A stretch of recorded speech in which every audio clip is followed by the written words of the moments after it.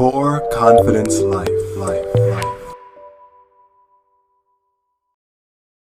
Welcome once again to the Core Confidence Life podcast. I am your host, Dennis, broadcasting right here from New York. We got a great program coming up for you today, and our guest is someone who's been on the program before. That's right, he's coming back at us once again. Evan Safford appeared on our program once before. He is a singer. He spoke to us about his documentary called Help Hollywood, I'm Trapped in New Mexico. And he appeared on the program to tell us about the movie, his music career, and his personal story. Well, on today's program, he is back once again to talk about the opioid crisis and drug crisis in general. So I discussed with him his personal struggles with opioids and drugs. We talk about the singer Juice Wrld and other high-profile people who have succumbed to addiction and things like that. And we talk about his video as a tribute to Juice Wrld and others around drug addiction. And you can find the link to his video here in the description area while you're watching this video. And so without any further ado, let's turn to our interview with Evan Safford on addiction. And hey, here we go.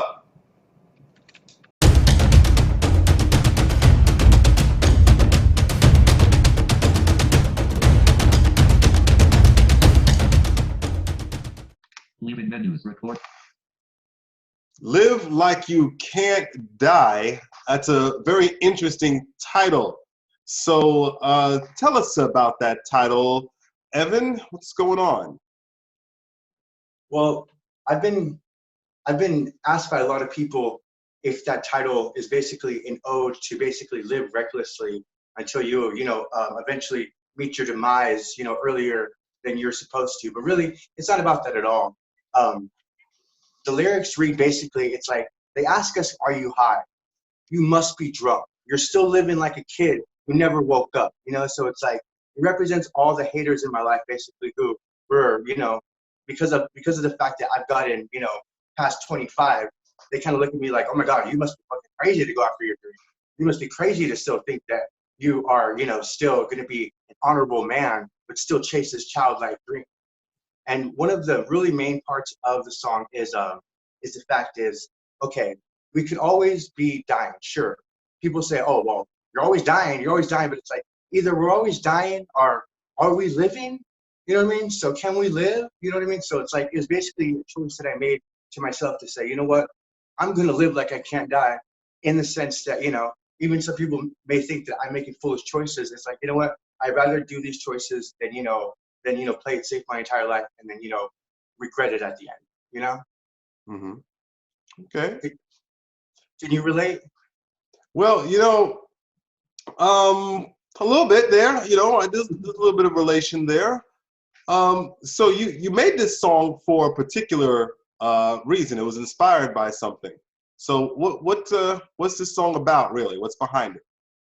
Well, see, I wrote the song a couple years ago, but back in December, after I shot the music video, it was right during when the tragedy of Juice Wrld was announced. I'm sure you heard, Juice Wrld was one of the most promising music acts out there. And at only 21 years old, he ingested a lethal amount of pills and then he died. So I was really shooken up by it. And I actually ended up canceling my show that I was doing that day. And I was talking with my manager and she was like, what inappropriate reason to dedicate the song, the video, and the whole promotion of it to the memory of Juice Wrld, but also for a bigger message to actually offer a solution maybe to this crazy drug epidemic that's happening right now. So yes, so it's about Juice Wrld and what happened with him, but it's also more about, even deeper, about just the addiction epidemic overall. So yeah, we definitely need more attention, as much attention as we possibly can get on the addiction. And yes, Juice Wrld I know Juice World because he's been on the charts, and I'm a big pop chart buff nut cuckoo. So yes, absolutely. You know, Mhm. it's just crazy because at 21 years old he died, and I feel that nowadays students, kids, they are not educated properly about how to use how to use substances safely. It's like basically when it comes to people doing any type of substances, we kind of throw them off to the wolves. We say, okay, you're going to do that, well then we're basically going to turn our backs on you. And the way that I think about it is like sex education. We know not everybody is going to have sex, but does that mean that we're not going to teach them about the importance of condoms? Are the importance of knowing when you see an STD? So I feel like we're basically not equipping these kids with the tools that they need to survive. You know what I mean? Because the truth of the matter is that drugs, all these things are in pop culture. You know what I mean? You can't turn on a song without hearing about it being. You know what I mean? So it's like I think that we have to find other alternatives to really help this epidemic and to understand and bottom line destigmatize addicts. You know, because we treat them like they're criminals. We rather have someone who stay at our house who maybe is a convicted rapist rather than someone who had a crack problem. You know what I mean? It's just like it's crazy how our society puts that into those type of categories. And I just wanted to mention, of course, I just took off my shirt right now and my sunglasses, and you'll notice that I have a black eye, and of course I have like these black ribs, which is to represent the really cold life and the really hard life that these addicts have to live. You know what I mean? Because again, too many times we just turn our backs on them. So I never thought that I'd be an activist, but I thought that this was a perfect time for me to really use my voice for some good. Well, absolutely right. And you make the comparison with sex education and drug education. It took a long time and I still don't think we have it right with sex education with young ones. But there was a lot of stigma around that. Maybe you might remember. I don't know. Maybe you're a little too young for this. I'm not sure. But this was about maybe 25 years ago. Then the Surgeon General, her name was Jocelyn Elders. And she got in trouble and got fired by the President of the United States because she suggested to help kids stay away from sex young, we should teach them about masturbation. And boy, she got fired. There was an uproar. You're talking about masturbation in school? Oh my God. And I remember, I'm old enough to remember when they first started introducing condom distribution plans in school. Everybody had an uproar about that. And so it takes a long time to defeat stigma and misinformation. It was correct to put condoms in school. Yes, it was. It was correct to put condoms in school. I understand that people are uncomfortable with the school teaching your kid how to masturbate. I get that a little bit more. But there could have been appropriate ways of introducing that in the classroom. The point is that it's going to take a while for us to catch up and really give out the info with no stigma around drugs and opioids. And you'd think we would be already working on that, but I guess not. So what kind of education do you want to give people? What do you imagine education and outreach looks like for people who are addicts? So basically for me, I'm thinking that I think that it would be three fundamentals of safe substance use education. For one is going to be, of course, the whole responsibility and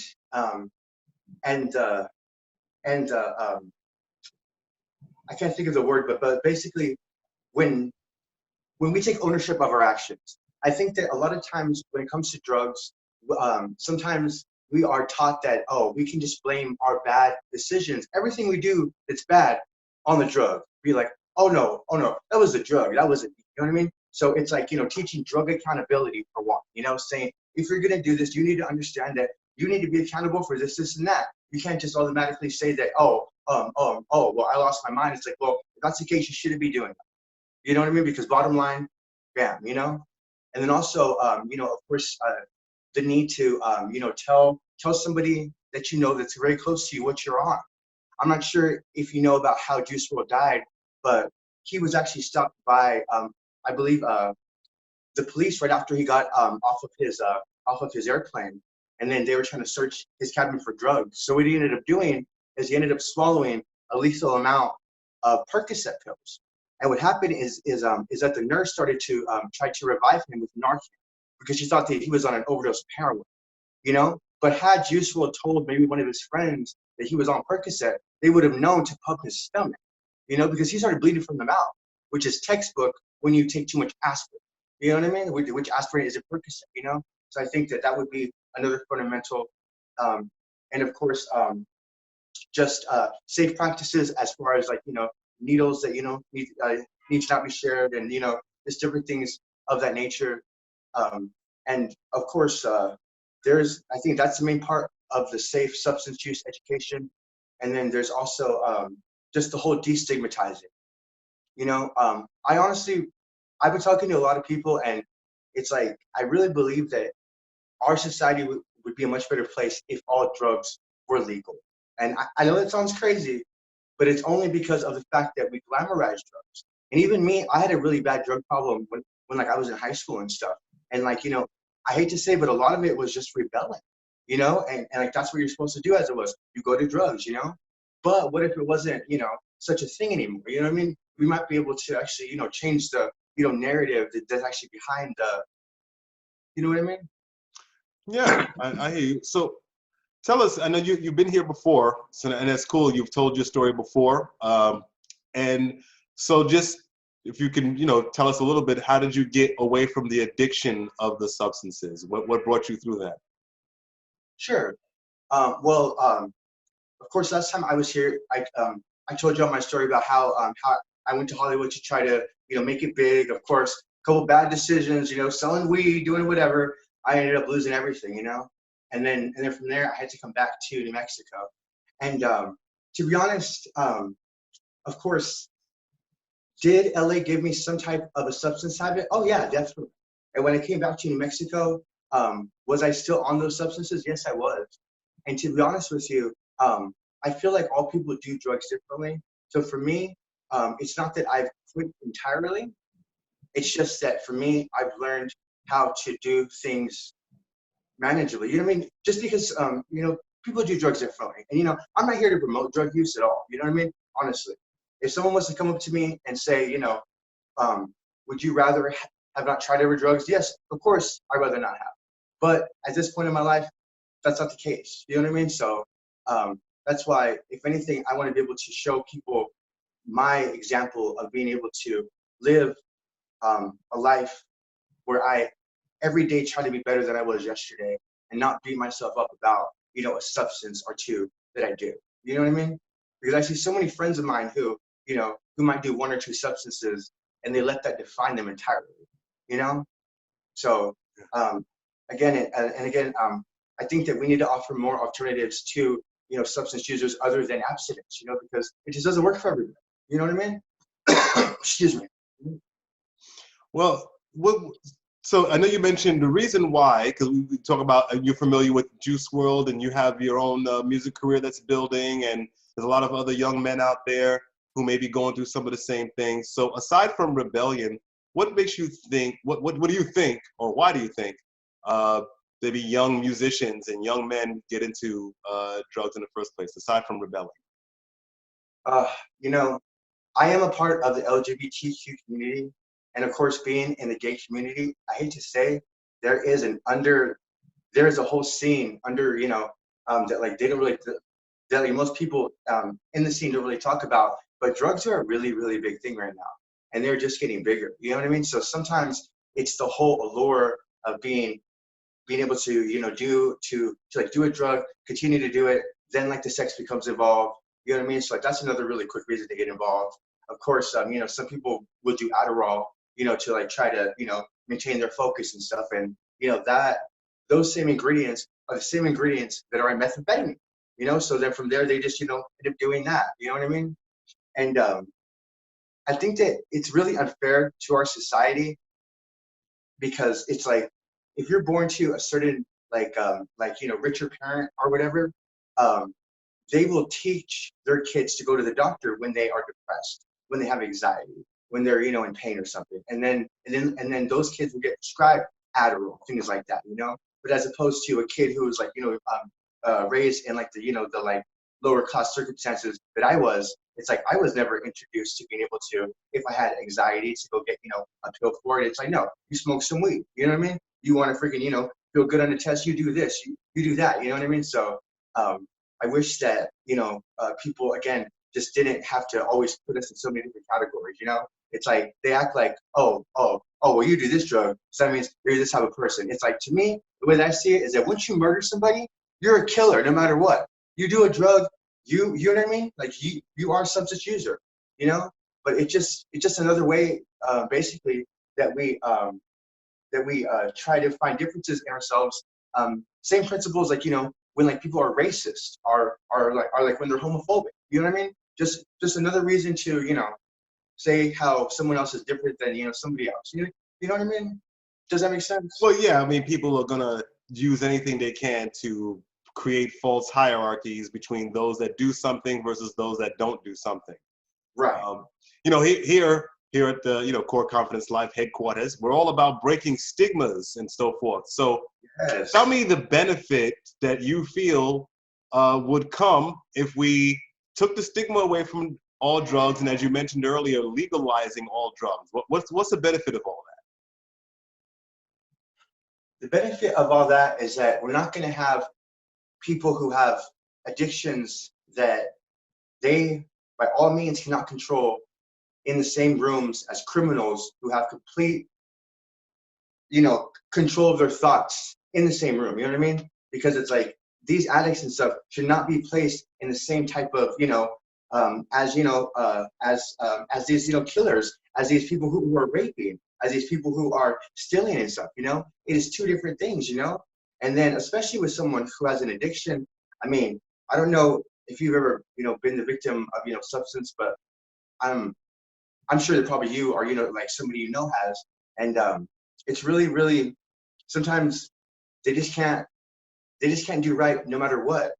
But it's not something that they're choosing to do. It really is a sickness. It's a disease, But we cannot put them in the same groups. And once we separate them, I think that basically we're going to have a lot less, innocent people, innocent, harmless people in jail. You know what I mean? And in turn, we can really focus on the ones who are doing bad, as opposed to, stopping people for, their, again, just their sicknesses. You know what I mean? So you basically, people who have an addiction, they're not criminals, and so they are victims, or they have an illness, but they are not criminals. And you're right, for a long time, until very, very recently, we've thought of addicts as criminals. You're a drug addict, you're on coke, you're on crack, you're going behind bars, and this is, no, zero tolerance. I find you even looking at a blunt, I'm putting you in cuffs. 3 strikes, you're out. Yep, exactly. Yeah, and I grew up in the age of that, the war on drugs, and the war on drugs didn't work. It didn't. No, the war on drugs didn't work because it just put a lot of addicts who were probably suffering for some real issues that could be cured outside of prison, but they tossed them in with the rest of the so-called criminals, and they were stigmatized. And I think that's starting to change, Thank God. which is a good thing. Oh yeah, and then I would hope that one day we can make it so that we can have like safe places where people, if they choose to do that type of thing, they can have a safe place to do it. They can have safe supervision. But at the same time, of course, I believe that that will come at the cost of, okay, if you're going to choose to do these type of drugs, then maybe these type of people, maybe they shouldn't drive. You know what I mean? Because nowadays drunk driving is a really scary thing. You know what I mean? So it's like, to me, I would love to be able to use this, to also make it so that people will have more accountability when they're drinking and driving, drugging and driving. It's like, if you do it, just give up your car for the night, give up your car for the year. Me, I didn't even have a car because of the fact that I don't want to be out there, just what I mean. Mm-hmm. Let's make this world safer. Well, we definitely could. I think we need to, like you were saying earlier, have a vigorous education campaign about all these drugs. I'm not quite sure if I want all drugs to be legal, but I will tell you that I want everyone to be educated about these different drugs and what's going on, what the ingredients are, what the effects are. And also, I want people to be able to know that there are other ways, because sometimes people take drugs for coping mechanisms. They don't know another way of handling a problem. They don't know another way of escaping or facing something. And so they turn to drugs. And I would like to see more education, more resources, more effort spent on helping people deal with problems, develop better coping skills. And so if they do choose to do drugs, it's because they're making a choice as a conscious being and not somebody under duress. Amen to that, because you know what, that's exactly what I myself decided to do for myself, because it's like I know that what I do sometimes isn't the best choices for myself, but I do that as a responsible adult who is going to take responsibility for every single action that I do. You know what I mean?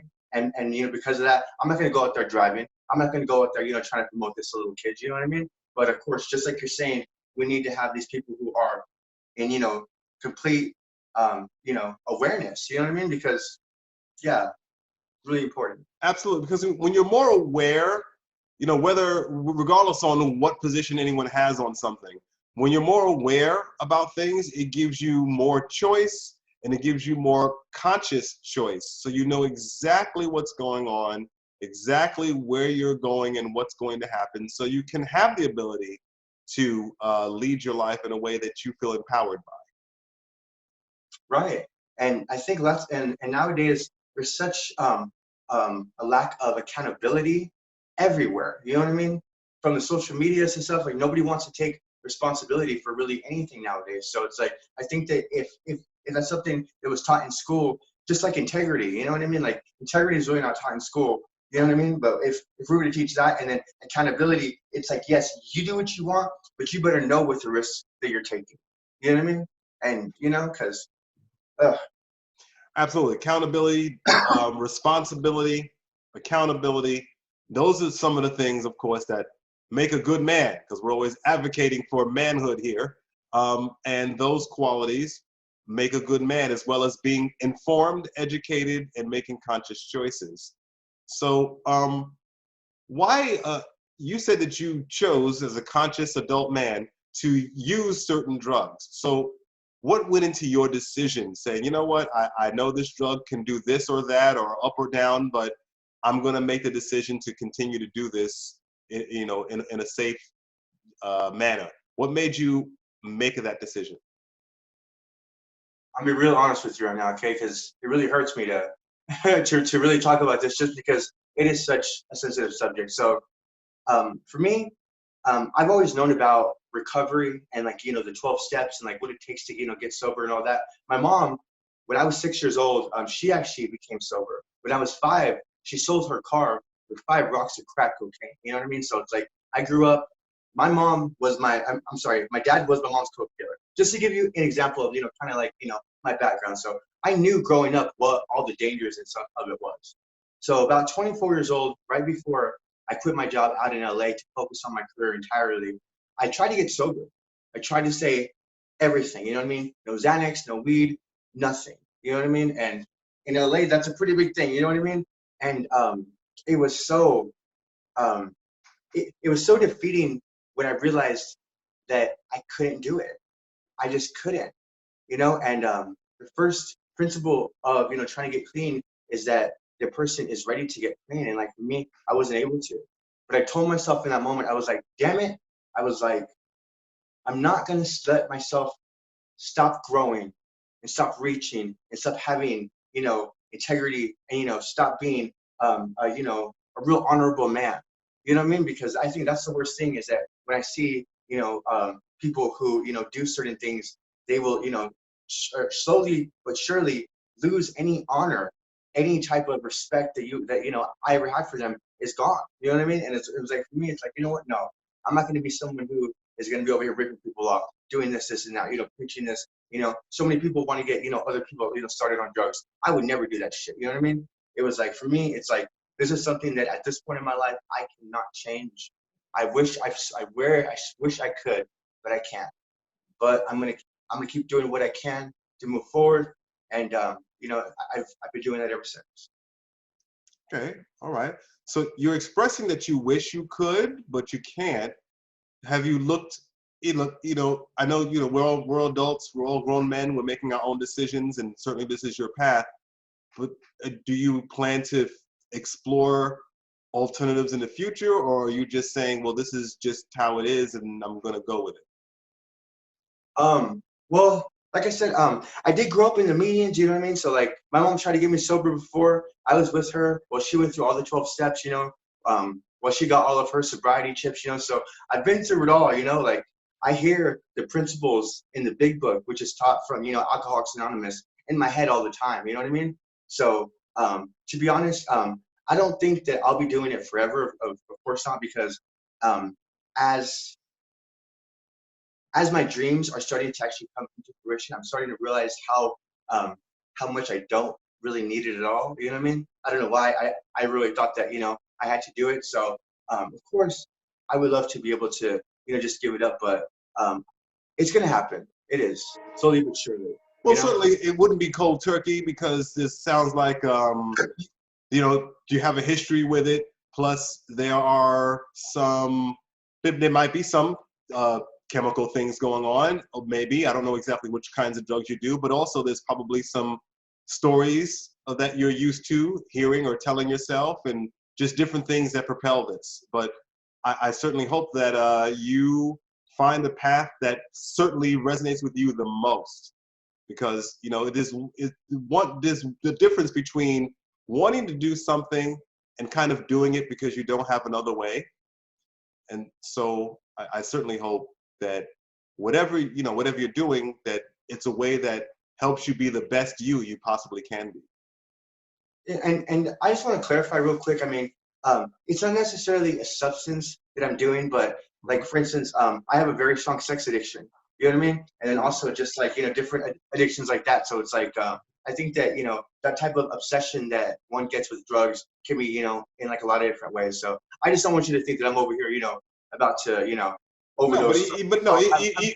even if some of your areas are not drugs, maybe if it's a sex addiction, it's the same thing, because an addiction is not about what you're using. So an addiction is not about drugs, it's not about sex, it's not about food, it's about what's behind that. It's about what you're using that thing for.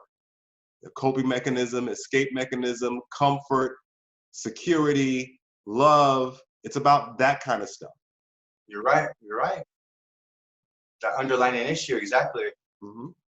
So if you're addicted to drugs, if you're addicted to masturbation, if you're addicted to sex, food, work, whatever it is, that is a cover for something else. Right. And Yeah. I wish that I could figure it out right now, you know what I mean? And it's just like with our society changing so much, like I feel like it's almost become more acceptable to be somebody who, you know what I mean?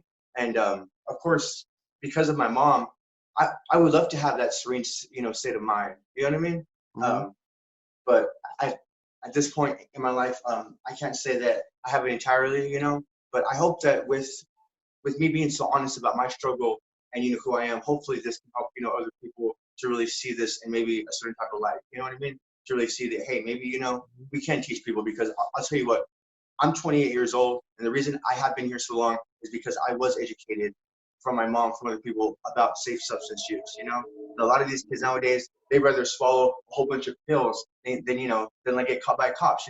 A lethal amount of pills.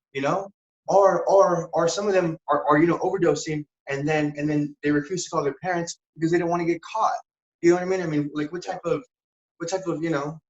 example are we trying to set for these kids, and trying to, you know what I mean? So that's what I really hope that this song and like the music video and just this whole current campaign that I'm on can really bring some light into this. So hopefully, can talk to some politicians and maybe, really get that out there, because for the first time, as far as my music is in terms of importance, I feel like I can actually use this to actually maybe really make a good, a really good, change in this world. Because I know no one's really talking about this right now. You know what I mean? Like everybody wants a solution, but nobody really knows what to do. You know what I mean? Yeah. Well, so what would you say to anyone dealing or moving through an addiction, whether it be drugs or sex or whatever else that we spoke about? What would you say to a young man out there who's watching this and go, wow, yeah, I've had my own ups and downs with drugs, or wow, yeah, I do have a sex addiction, or yeah, I do get into masturbation a lot. Like, what would you tell somebody that's moving through that?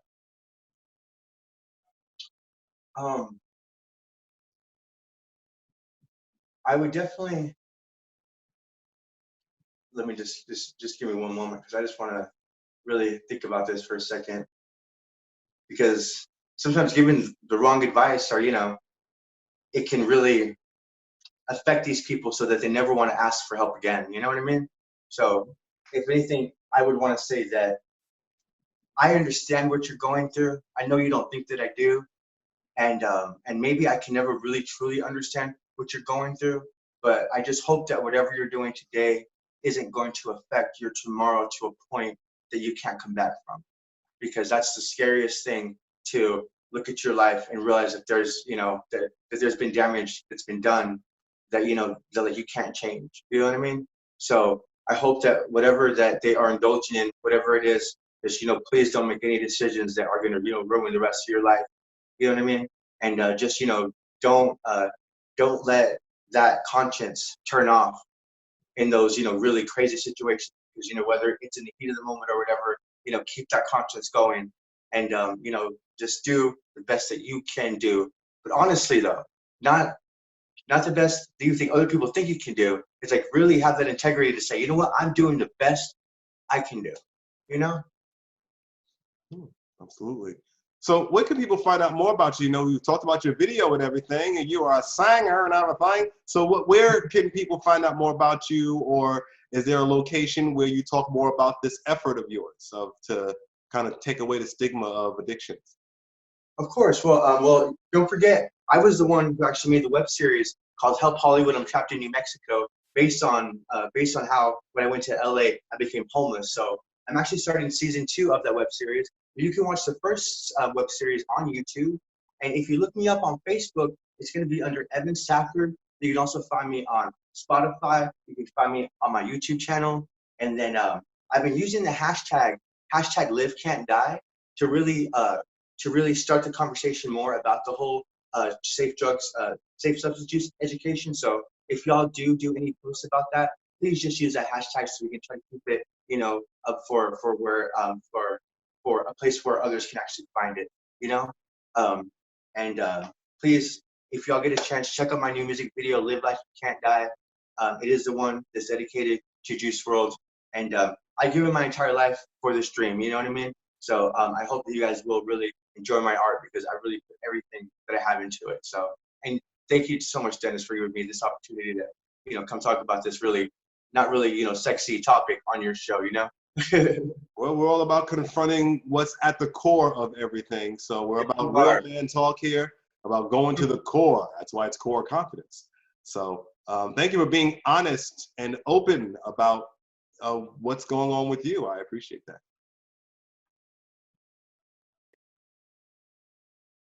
Cool. Record button. Sorry about that, Dennis. Mute. Perfect. Enter goals. Speaker mute. Stop recording.